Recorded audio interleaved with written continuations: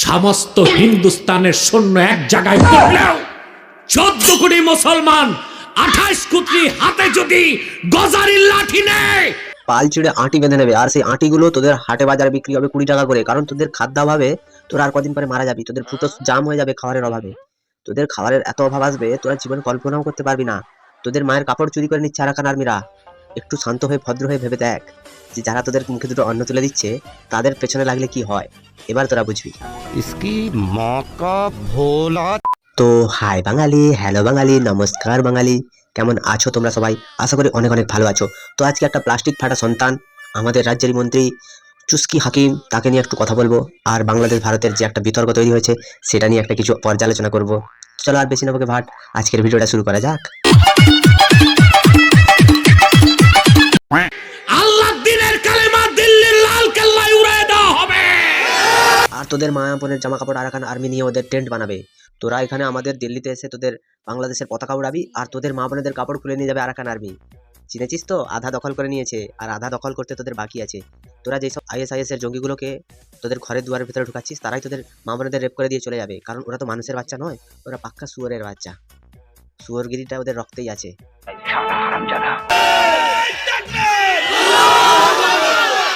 ভাই আমার একটা জিনিস মাথায় ঢোকে না, যে এই মানুষগুলোর কি আর কোনো কাজ নেই?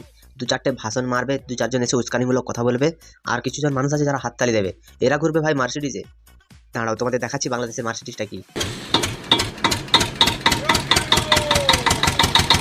হ্যাঁ, এটাই হচ্ছে বাংলাদেশের মার্সিডিজ গাড়ি। এই গাড়িতে করে এরা ঘুরবে, আর সাধারণ মানুষ মাঠে খাটবে, নদীতে মাছ ধরতে যাবে। কারণ এদের তো আর কোনো উপায় নেই। দেশে কলকারখানা আদানি না গেলে এদের বাপ দাদা 14 পুরুষের আমলে কোনো কলকারখানা হতো না। আদানি দয়াতে একটা কারখানা হয়েছিল, তাকেও উস্কাচ্ছে। তোদের বাঁচার আশা নেই। একদিন আমি ফেরত আসবো। মমতা ব্যানার্জি বাংলাদেশের স্বাধীনতার বিরুদ্ধে যে বক্তব্য দিয়েছে, বেশ করেছে।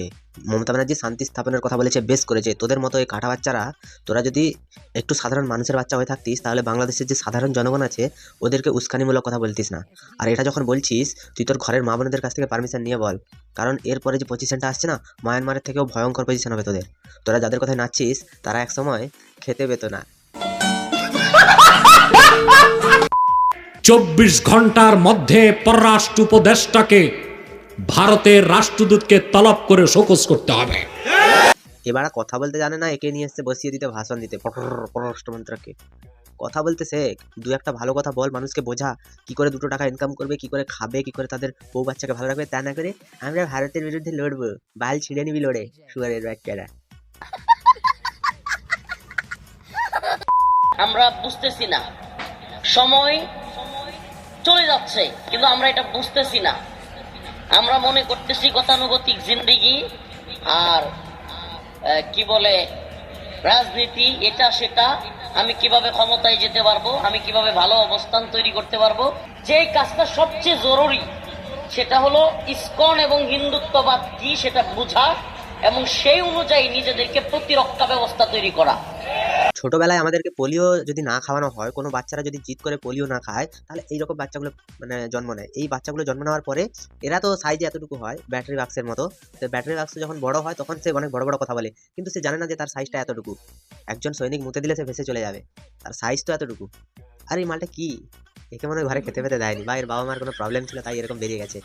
কোনো কিছু করা যাবে না। আর ফ্যাক্টরিতে দোষ থাকলে আর গোডাউনের কি প্রবলেম? গোডাউন তো খারাপ হবেই। ফ্যাক্টরি থেকে যে মালটা বেরিয়েছে সেই সময় কোনো একটা ডিফেক্ট ছিল, তাই এরকম হয়ে গেছে মালটা।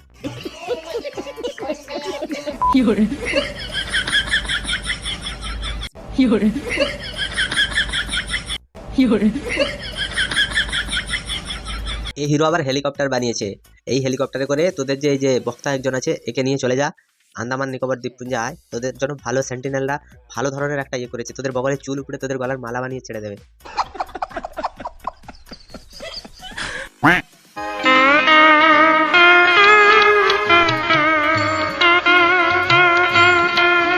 ভাই আজব হেলিকপ্টার। এই হেলিকপ্টার বাংলাদেশের সেনাবাহিনীর সেখানে গিয়ে যোগ করার একটা সিদ্ধান্ত চলছে।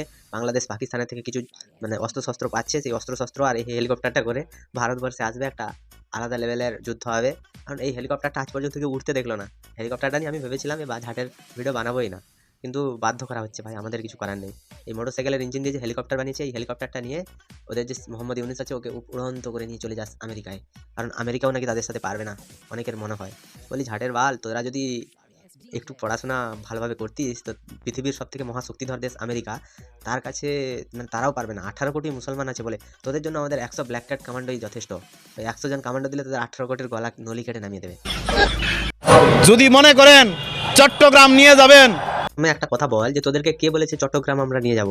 আমাদের তরফ থেকে কি কোনো স্টেটমেন্ট এসেছে? আমাদের প্রধানমন্ত্রীর তরফ থেকে কি, আমাদের অন্যান্য যত রাজ্য আছে সব মুখ্যমন্ত্রীদের কাছ থেকে একটা স্টেটমেন্ট এসেছে যে চট্টগ্রাম ভারতবর্ষ নিয়ে যাবে? আমরা দিল্লি পর্যন্ত দখল করতে বাধ্য হব। ছিঁড়ে দিবি, যা নিজের মা বোনকে গিয়ে বিয়ে কর, তোদের যাতে তো হয় বোনকে বিয়ে করা, যা ওখানে গিয়ে ওদেরকে বিয়ে কর। কারণ তোদের যে মেন্টালিটি, সেই মেন্টালিটিতে তোদের মুখ থেকে এরকম কথাই মানায়। ভালো কথা তোদের মুখ থেকে কোনোদিন বেরোবে না। 2 ঘন্টার মধ্যে তোমাদেরকে যদি ভাগীরথীর গঙ্গায় না ফেলতে পারি, রাজনীতি থেকে সরে যা ভাই সরে যা, তোর সময় হয়ে গেছে। কারণ আমাদের মুখ্যমন্ত্রী দয়ায় তুই এতদিন বেঁচেছিলি, আমাদের মুখ্যমন্ত্রী তোকে শোকজ করলো, তুই পা ধরার মতো ধরলি, ঠিক আছে, সে সব কিছু ঠিক ছিল, কিন্তু তুই যে তোর কথা দিয়েছিলি সে কথা তো রাখিসনি।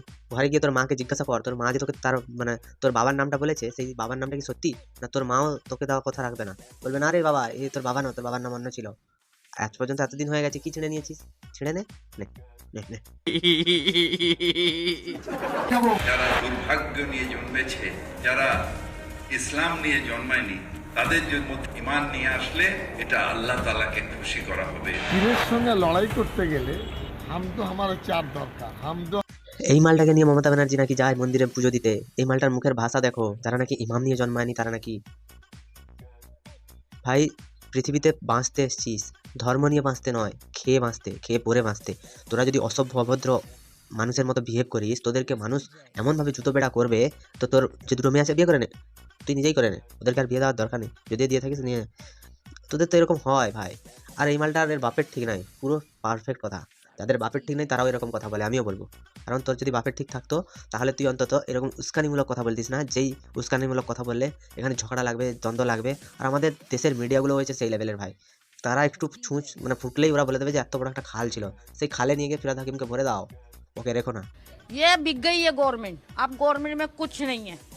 ये बहन चो सारे मिलके हमको पागल बना रहे हैं, मादर चौथ के बच्चे। তো হে বাঙালি, আজকের ভিডিওটা কেমন লাগলো সবাই বলো। আশা করি ভালো লেগেছে। যদি ভালো লাগে লাইক কমেন্ট শেয়ার এবং সাবস্ক্রাইব করে দাও। পাশে থাকা বেল আইকনটা প্রেস করতে একদম ভুলবে না। সবাই ভালো থেকো, সুস্থ থেকো, সাবধানে থেকো। বাংলাদেশের ভাইদের বলি, তোমরা সবাই নিজেদের মাথায় বুদ্ধিটা লাগাও যে কে তোমাদের ভালো চায়, কে খারাপ চায়। ঝগড়া লাগিয়ে আজ পর্যন্ত কেউ মানুষ হতে পারেনি। ভারত তোমাদের কখনো দখল করেনি আর করবেও না। Tata, bye bye.